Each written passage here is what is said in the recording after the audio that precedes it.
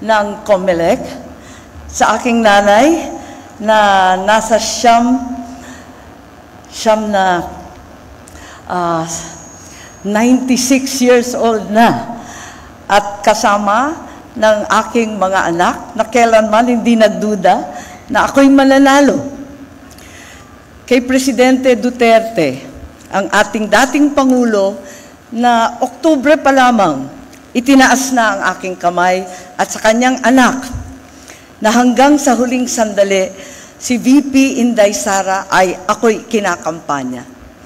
Sa inyong lahat ang tagumpay na ito, kahit gaano kailap at kahirap, ay isang katibayan na kapag ikaw ay nanindigan para sa tama, mananalo ka.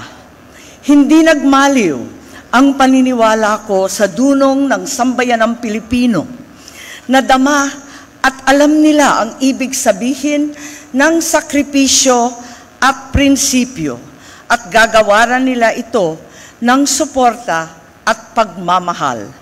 Mabuhay ang Pilipinas! Ikinararangal kong maging ika-12 sa listahan ang tumapos sa lahat na ito. Salamat sa inyong lahat.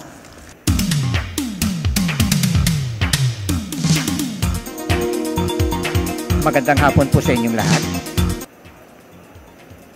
We, the Chairman and Commissioners of the Commission on Elections, sitting en banc as the National Board of Canvassers of the May 12, 2025 national and local elections, do hereby proclaim Maria Imelda Romualdez Marcos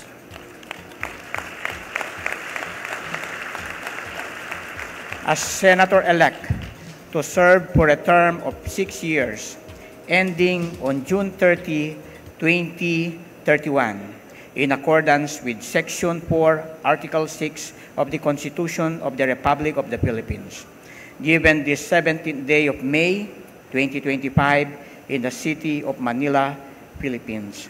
Signed, Chairman George Erwin Garcia, Commissioners Amy Perolino, Ray Bulay, Ernesto Ferdinand Maceda, Jr., Nelson Celis, Maria Norina Tangaro Casingal, and Noli R. Pipo, attested by Executive Director Teopisto E. Elnas, Jr.